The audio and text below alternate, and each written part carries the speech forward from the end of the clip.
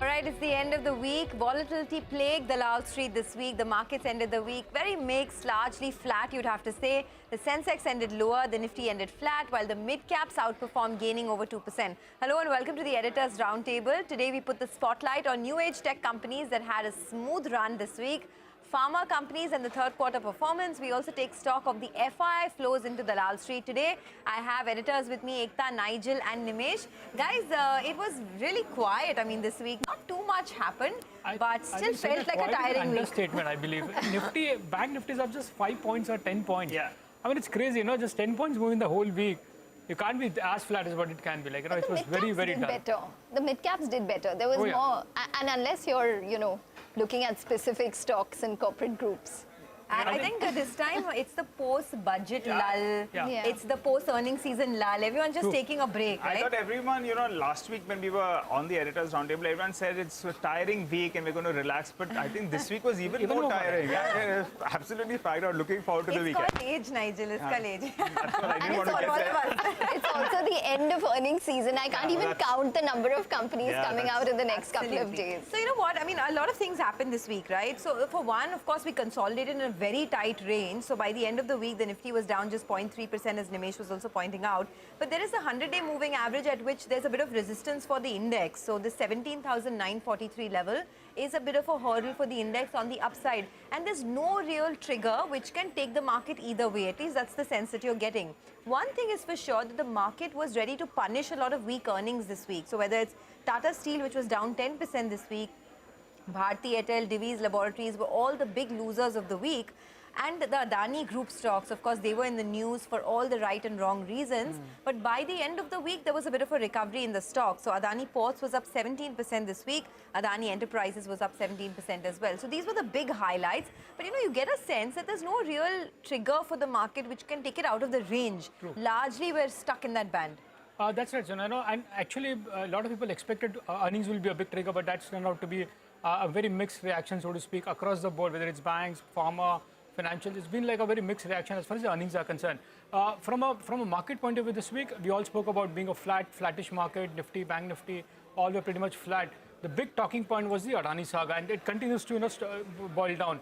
We saw the MSCI reaction coming in on Thursday night. We reacted on Friday morning today, and as we speak, there is a further news about Moody's downgrading some of the Adani Group stocks. So that, I guess, that's been a big center point and a big talking point as well among a lot of the investors as well.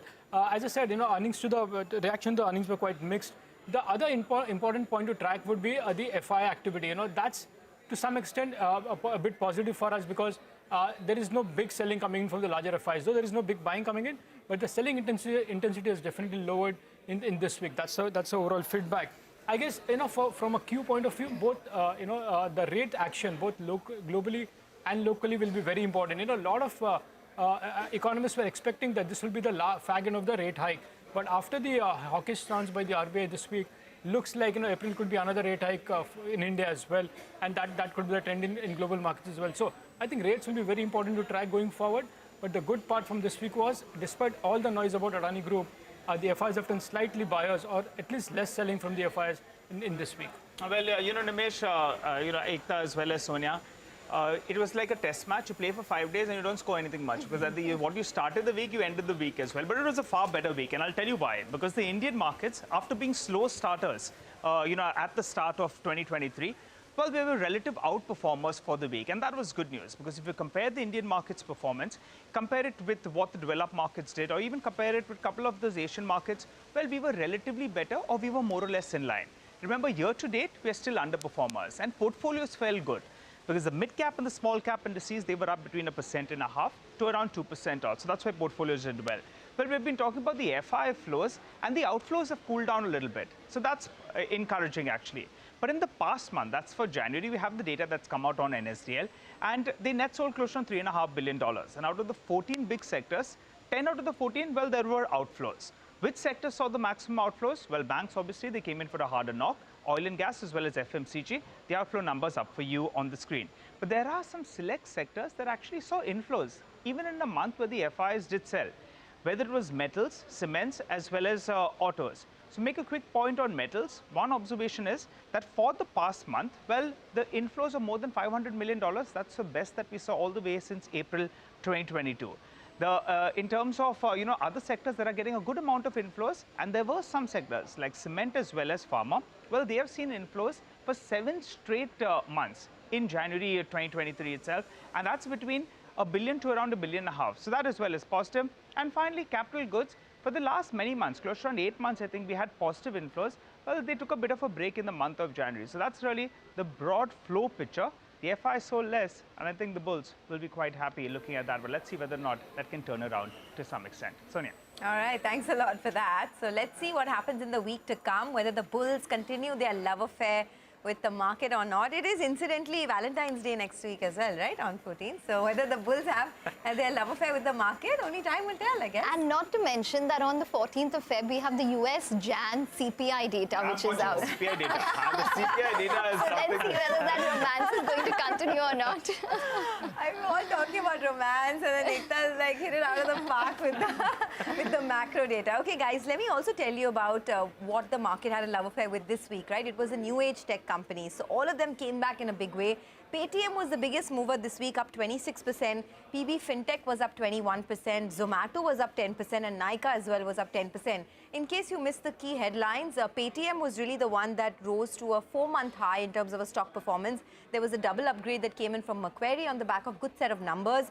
The payment volumes for Paytm went up 44% year on year. The number of loans were up about 103%.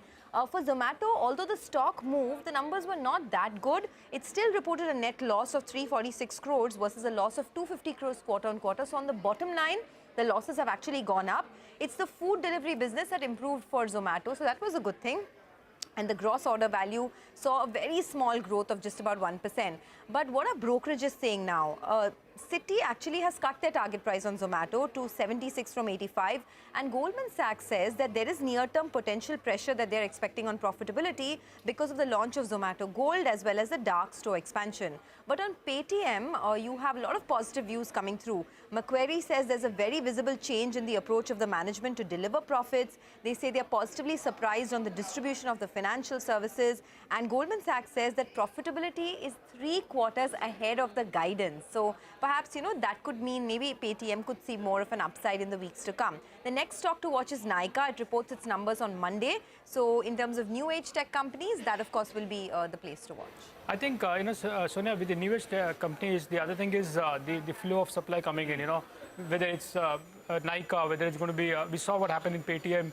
There was a large block. Of course, the details will be out post-market status, so that's something to track. But that's a pain point. While the earnings have improved, but there is a constant supply of paper coming in from the larger FIs, and that's putting some bit of pressure on those new age companies, so to speak. The other big thing that we're tracking is, will the FIs warm up to the Indian summer? That's the big question that I'm asking a lot of investors who've come down to India for the India conferences. This week there were 4 large conferences: Citi, Edelweiss, which is now Nuvama. They had a conference. JM Finance had a BFSI conference, and Axis had a tech conference. The tech conference was very interesting. Just 20 companies, but unlisted, listed, both were participating. So the big, the big taking point or the big takeaway for me was one. In fact, I was fortunate today to speak to Bill Kennedy. He's the largest, one of the large FI investor into India. Been investing for more than 30 years. And, is like managing more than $10 billion globally as well. His big 2 bets for the last 25 years, HDFC and HDFC Bank. He's been holding for 25 years now. That's the kind of wealth he's created in those 2 stocks. And his big takeaway was, he's seeing a lot of opportunities in India, and he believes this could be India's decade. That's a big statement coming in from someone like Bill Kennedy, who's been watching India for so long. I spoke to a lot of companies as well as, FIs who participate in the conference. There are 4 or 5 big themes. One, what about the rural recovery? Is that going to be, that's going to be key for a lot of stocks, right? So that is something which was well debated. The other was the public capex picking up. That's going to be very critical ahead of the full election next year. So that's going to be very important. The China, of course, the China plus one opportunity which is coming for a lot of these companies in India, and the digitalization theme which you spoke about as well. So these were the 4 big themes which were talked about. I think, a lot of global investors are looking out for bottom-up opportunities in India now. Though India outperformed whole of last year, again, the big change for attitude for India is the fact that India was always considered as a beta market.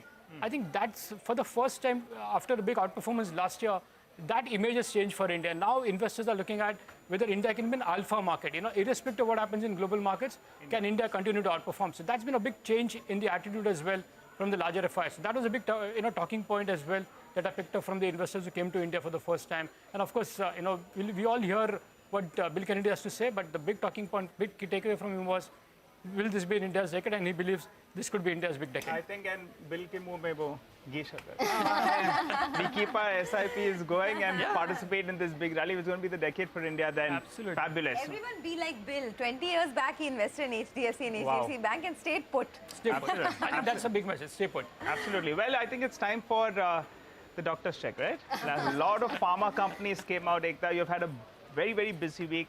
Run us through some of the key talking points. I'm only watching one sector, which is within the pharmaceutical space. That's the CDMO space, which is basically contract drug manufacturing. And that's basically for intermediates, drugs for big pharma companies, biotech, generic pharmas. That's what CDMO companies do.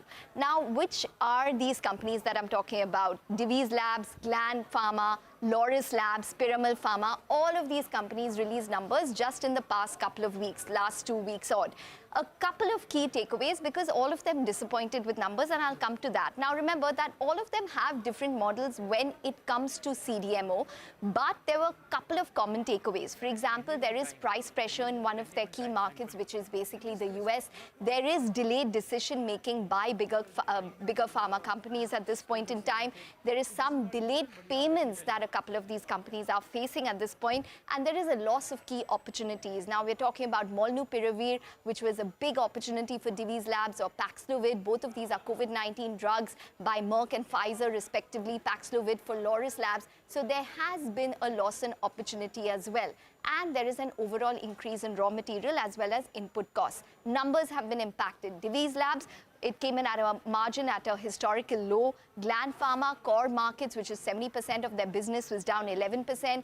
Loris Labs, the CDMO business was fine this quarter, but the street is anticipating it'll probably see a tough FY24 because of a high base of FY23.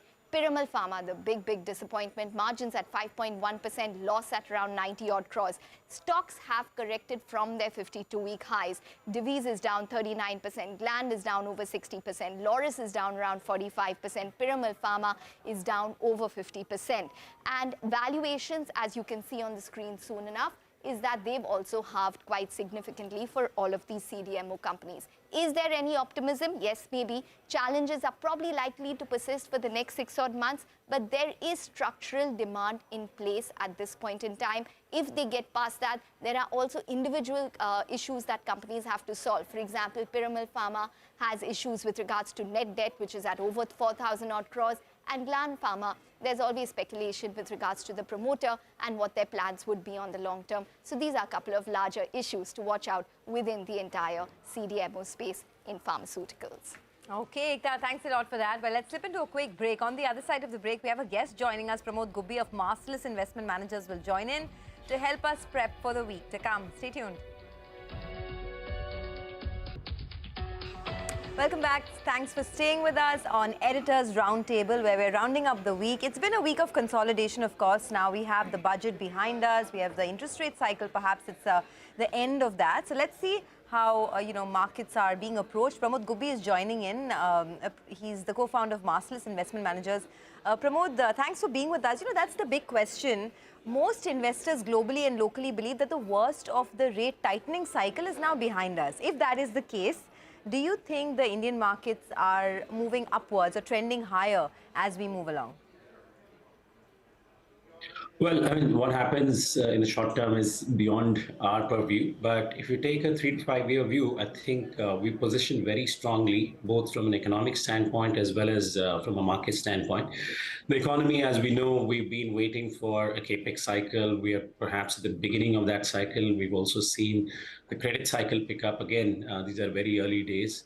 So you can look for both in terms of capacity creation, which in turn will have knock-on effects on job creation, disposable incomes, and consumption. So in every which way, the economy is looking good. But more importantly, I think the way foreign investors are looking at India has taken a change for the positive.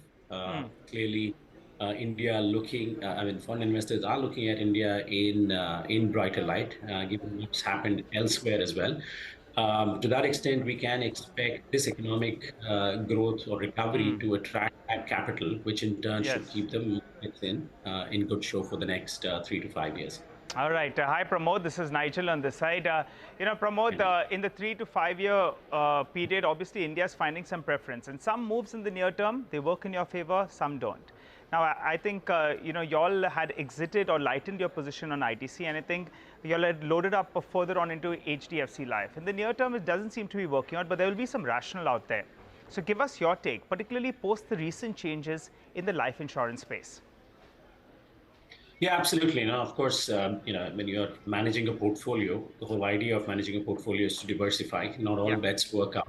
But so far, clearly, it hasn't worked out. Our reasons for exiting ITC was one of less than ideal capital allocation, given the cash that's accumulating on the balance sheet is creating a drag on returns on capital. And returns on capital is one of the core aspects of our investment philosophy. We like businesses which drive significant high returns on capital over cost of capital, at the same time are able to deploy that excess profits back into the business to fund future growth. That was our concern with ITC. The fact that HDFC Life hasn't worked out, of course, what happened earlier this week in terms of the budget is a matter of concern, no doubt, because life insurance, particularly from a protection standpoint, which is the term insurance policies, not the investment products, is significantly underpenetrated in our country. And to that extent, it is considered as a sunrise sector. And most sunrise sectors do require some sort of incentive from a government's perspective, either in the form of taxation or otherwise, to build that penetration, particularly in a country like ours where there's no social security. Increasing penetration of life insurance is a social good. To that extent, we were a bit surprised with that move. Having said that, there are other investment products within life insurance clearly do not require the same amount of tax benefits as a driver.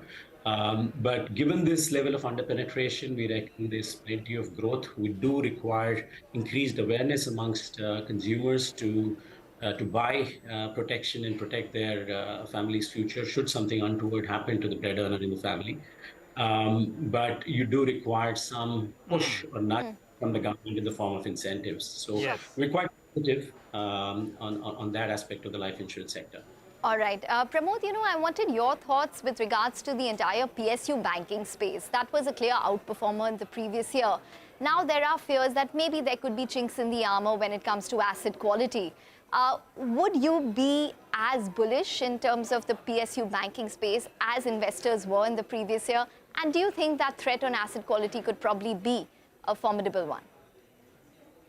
Well, it's the early stages of the credit cycle. Typically, the asset quality issues come towards the end when you've had a strong period of credit growth and when you've had repayments due from borrowers and the business cycle is turned downwards, which curtails that repayment capability. So I guess we are a little while away from those asset quality issues coming up. But from our perspective at Marcellus, we are longer-term investors. We take a longer-term view to the extent that historically PSU banks have had issues around asset quality on a cross-cycle basis. Even if it means that in the shorter term, those issues may not come in, we are unlikely to get any exposure to PSU banks. More importantly, we also look at cross-cycle ROEs. So we require ROEs to be greater than 15%. We believe that's the rough cost of capital in this country. To the extent that most PSU banks are still not delivering ROEs north of 15% on a cross-cycle basis, we stay away from them. Hi, Pramod. What about IT? While near term we all know about the headwinds, but with the longer term view, are you looking at buying into IT space? And especially within IT, will you bet on the mid-cap IT because they've corrected sharper than the large-cap IT names in India? Yeah, they've corrected sharper, but they did well also in the upcycle. To that extent, it's sort of normalized. Yes, from a longer-term perspective, we continue to be bullish on IT services. We reckon the digitization, the shift to cloud computing, and now with artificial intelligence also coming in, I think all of our lives will be surrounded by some aspect of digital, which requires to be managed. and Indian IT services have clearly demonstrated their ability to do this over the last 4 decades. I don't see any reason that should change. Between large and cap, we've always maintained IT is more of a supply side issue as far as competitive advantage is concerned. Because technologies continue to change quite rapidly, to be able to hire and train engineers and retrain engineers becomes a critical aspect of competitive advantage. So amongst the larger ones, we've seen both TCS and Infosys have built massive training infrastructure, and that ability to get staff into projects very quickly on new technologies becomes a critical competitive advantage, and hence we prefer these over the remaining companies. All right, Pramod, final question before we let you go. We're getting into a weekend, so let's lighten up the mood a little bit. Paints will have been positive on the largest paint company out there. But what about Daru? I mean, what about some of these, alcohol beverage companies out there? Some have disappointed. Some of them have immense potential. But your take on them? Yeah, I mean, it's one of those classical things, right? Often people chase growth. Not everything that with high growth will actually make money for investors. You also need to consider the other aspects. In this case, of course, there are companies which are dominant as far as competitive position is concerned. But the regulatory aspects of the alcohol industry has always been a concern for us.